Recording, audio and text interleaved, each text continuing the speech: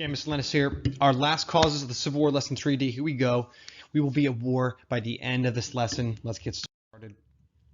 Reminder on our slavery metaphor. We're going to see today the final pound. Boom! Right? Secession. South Carolina is going to peace out. Lincoln is going to say nope. And the slavery issue will finally divide the country.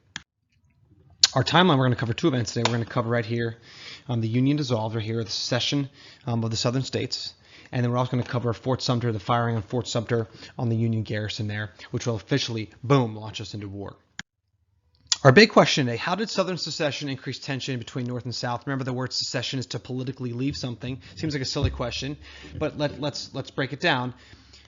Believing Lincoln and the North were out to destroy slavery, right? South Carolina and other states are going to leave America, okay? Lincoln's reaction to that, he's going to say, no, you can't do that. And we'll see by the end, this is a war to preserve the Union. This is not a war to destroy slavery. Although slavery and the destruction of it will become a goal of the war, it is not the primary objective at the start. It is to preserve the constitutionality of the Union. You can't leave America just because you don't like the laws or because you think the laws are going to be changed against you. Remember that history happens in context, and so the previous lesson we talked about this election that divided the nation. We saw Lincoln here takes a landslide of electoral votes from the southern states and the other parties. He does not even appear on a ballot, and that leads many southern states to believe they no longer have a voice in government. As this animation shows, it divides the country, right? Rips it apart in many ways, okay? Our resident genius, Eric Foner, Dr. Foner from Columbia, says, many Southerners believed Lincoln posed as much a threat to the long-term existence of slavery as the abolitionist. So we said that Lincoln, although he said, I'm not against slavery in the states where it exists, I want to stop the spread, the Southerners say that's the same thing. You're against it. You think it's evil. It's wrong. Therefore, we don't trust you. You're against us. Okay.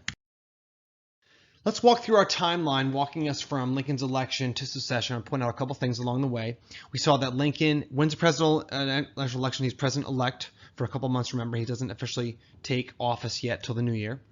December 20th, South Carolina officially secedes from the Union. Okay, now, why did they do that? This often becomes up as a question. I'm going to give you some primary sources, just a quick primary source to give you insight into what they said the reasons were. And I've done something. I've capitalized every time they've used the word slavery because I want to, again, prove my point that this war was fought over slavery. Many arguments will come up about this. You got to look at what do the primary sources say. The primary sources say slavery. Let's take a look at them. Here's what it says. In their declaration, they have a Declaration of Independence, just like we had, right? Declaration of Secession. Here's what they said. Lincoln is hostile to slavery. He's against it. Lincoln is ready to wage war against slavery. They accuse the North of denouncing as sinful the institutions of slavery, right? Which they did. The North refuses to follow the Fugitive Slave Act, right? Slavery. And finally, South Carolina believes, because of all these things, that they are released from their obligation to the Union. They actually cite the Declaration of Independence, right? When a government does not protect the rights of the people have the right to alter or abolish it. That's what they're going to quote, okay? That's their reasons. So what does that lead to? We see on March 4th, Lincoln takes office. He says, I'm not going to get rid of slavery. Please come back south. You can't leave just because you don't like the laws, right? He begs them to come back. 7 states have joined the Confederacy, okay? April 12th, Lincoln tries to resupply a fort in Charleston Harbor. We'll see a map in a second. And the Confederate forces say, no, we're not going to let you do that. We're going to open fire on that strategic fort. And so there are other states then after that. They're going to join the Union. Leave the Union. April 15th, Lincoln calls up troops to put down the rebellion. And Virginia is really the most important, significant state that is going to vote for secession after that and officially join the South. So what this means is, guys, we are officially in May, we're at war. Now, you could say Fort Sumter, we were at war. There was a rebellion. But the 11 states now are in the Confederate States of America, and we're officially at that point. 2 cartoons I want to show you to illustrate the difficulty of secession. Here we have South Carolina. This is a northern cartoon. We have a donkey here, right? A mule, right? And it's pulling against this Union. Right, sort of this huge cement pylon. And the caption says, Southern ass dog crazy. That's a joke. Remember, the term ass is not a curse word. It's an actual animal. But it's also a curse word, I guess. But the joke here is the play on words, aristocracy. The Southern elites, the upper class, the aristocracy, are trying to, like a stupid mule, like a stupid animal, are trying to, you're never going to get away from this. You can't do it, okay? So says many Northerners. Another cartoon I want to point out to you is critical is this is titled "How Virginia Was Voted Out of the Union." Virginia had to take 2 votes about to leave the Union. We'll see on the maps in a second. Why? Well, because the first vote, many stayed loyal. They didn't want to leave. They're close to the North, right?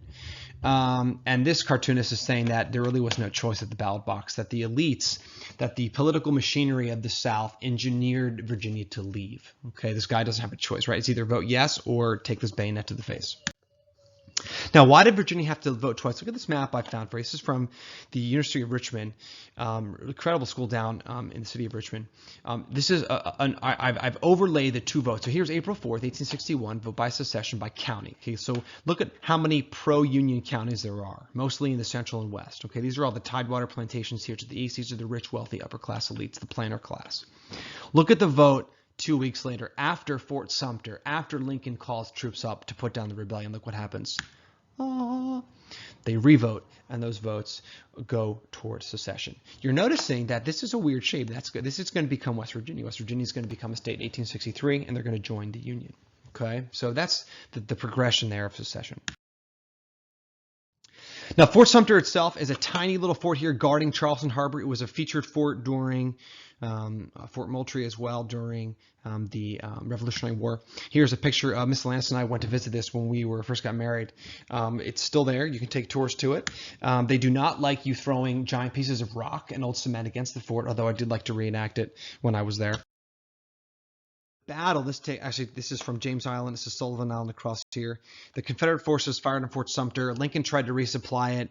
It wasn't really much of a battle as it was a giant bombardment of the Union troops. Remember that. Thinking about how awkward that is. You've got a bunch of loyal troops inside this fort, surrounded by Confederates, and so they're bombarded and they surrendered the fort. Okay, so it wasn't really a battle. It was just kind of like a destruction of the fort. But it officially is often referred to as the kickoff of the war, April 12th and April 13th. Now, the question is, did Lincoln know that firing on the fort would lead to war? Well, let's see what Dr. Foner says. Whether Lincoln craftily maneuvered the South into firing the first shot, right? He didn't have to resupply. He could have just, let them surrender. Or simply took a calculated risk of war. The result galvanized public sentiment in the North. So regardless of what his intention was, what happened is that by the Southerners firing, it did something to the Northern perspective. What did it do? The attack on Fort Sumter confirmed in Northern minds the direct opposition between free and slave societies that abolitionists and many Republicans had long since insisted upon. Guys, we finally arrived at the moment I said America's consciousness is creeping up to the cliff edge of looking over slavery. We cannot coexist as a nation, one free and one slave. It can't work. Right? So this is the opposition. It finally is exhibited in this attack. Now the question then becomes, was this a war to free the slaves? Not yet. Remember, the war progression changes. Look what Lincoln says. I will make no attack, direct or indirect, on the domestic institution of any state. He means slavery. He's not going to mess with slavery where it exists. But remember, we said to the Southerner that is no different, right? That doesn't, jive with what he said about stopping the spread west. And Dr. Foner says, Lincoln believed that making slavery a target of the war effort would drive all states of the Upper South to secede and shatter Northern unanimity. He's right. We're going to see later in the war, Lincoln promises border states, I'll let you keep your slaves if you stay with the Union. He was planning to do that to the whole country. He makes that promise to keep the Union together. Okay? And finally, as so often, Lincoln sought the lowest common denominator of public sentiment. In this case, here it is, guys, a war to preserve the Union. A war to preserve the Union. That is the key. Now, you say, Mr. Landis, I thought you're going to say later on that Lincoln adds destruction of slavery as a way to win the war. Correct.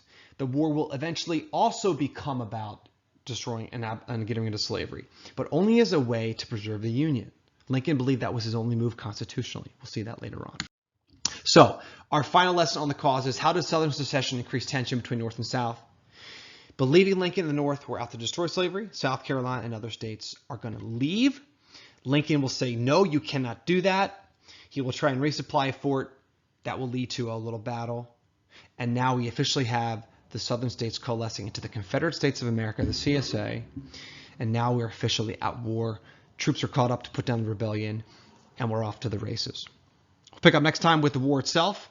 Any questions, reach out to me, mdlandis@cusd.org. I will see you later.